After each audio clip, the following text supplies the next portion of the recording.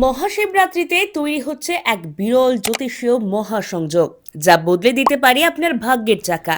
মহাশিবরাত্রি হিন্দু ধর্মের অন্যতম পবিত্র ও তাৎপর্যপূর্ণ তিথি। বৈদিক পঞ্জিকা অনুযায়ী মাঘ বা ফাল্গুন মাসের কৃষ্ণপক্ষের ত্রয়োদশী তিথিতে পালিত হয় এই মহোৎসব। ধর্মীয় বিশ্বাসে এই দিনেই ভগবান শিব ও দেবী পার্বতীর বিবাহ সম্পন্ন হয়েছিল। তাই এই দিনটি দাম্পত্য সুখ, ভক্তি, ত্যাগ ও আধ্যাত্মিক শক্তির প্রতীক হিসেবে বিবেচিত। কিন্তু এবছরের মহাশিবরাত্রি শুধু ধর্মীয় গুরুত্বেই নয়, জ্যোতিষশাস্ত্রের দিক থেকেও অত্যন্ত বিশেষ হতে চলেছে। কারণ এই দিনে একাধিক বিরল রাজযোগ একসঙ্গে গঠিত হচ্ছে, যা সচরাচর দেখা যায় না।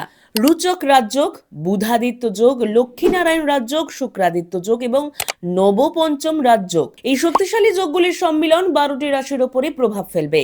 তবে জ্যোতিষীদের মতে বিশেষ করে কয়েকটি রাশির জন্য এটি হতে পারে অত্যন্ত শুভ সময়ের সূচনা। ত্রয়োদশী তিথি শুরু হবে বিকেল 5টা 4 মিনিটে এবং শেষ হবে পরের দিন বিকেল 5টা 34 মিনিটে। নিশীথকালে শিব পুজো করা অত্যন্ত ফলদায়ক বলে মনে করা হয়। এই সময় উপবাস, জপ, ধ্যান এবং শিবলিঙ্গে জল বা দুধ অর্পণ করলে বিশেষ শুভ ফল পাওয়া যায় বলে বিশ্বাস। এবার এক নজরে দেখে নেওয়া যাক গ্রহের অবস্থান। বুধ, সূর্য, রাহু এবং শুক্র কুম্ভ রাশিতে অবস্থান করবে। এর ফলে তৈরি হচ্ছে চতুর্গ্রহী যোগ। পাশাপাশি বুধাদিত্য শুক্রাদিত্য যোগ সক্রিয় থাকবে, লক্ষ্মীনারায়ণ রাজযোগ। অন্যদিকে মঙ্গল তার উচ্চ রাশি মকরে অবস্থান করে সৃষ্টি করছে রুচক পঞ্চম মহাপুরুষ রাজযোগ। সূর্য, বুধ ও শুক্র বৃহস্পতির সঙ্গে বিশেষ সম্পর্ক গড়ে তুলছে, যা নবপঞ্চম রাজযোগের ইঙ্গিত দিচ্ছে।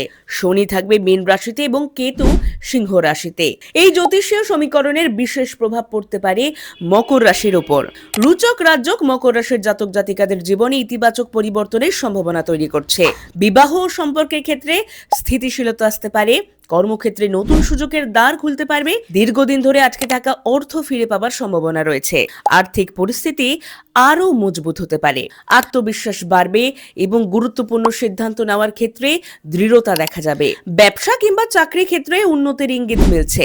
সব মিলিয়ে বলা যায় এই বছরের মহাশিবরাত্রি শুধুমাত্র ভক্তি আর পূজার মধ্যেই সীমাবদ্ধ নয়, এটি হতে পারে ভাগ্য পরিবর্তনের এক বিশেষ সময়। তাই আধ্যাত্মিক সাধনার পাশাপাশি নিজের লক্ষ্য ও পরিকল্পনার দিকেও নজর রাখুন, কারণ গ্রহের এই বিরল সংযোগ হয়তো আপনার জীবনেও নিয়ে আসতে পারে নতুন সূচনা।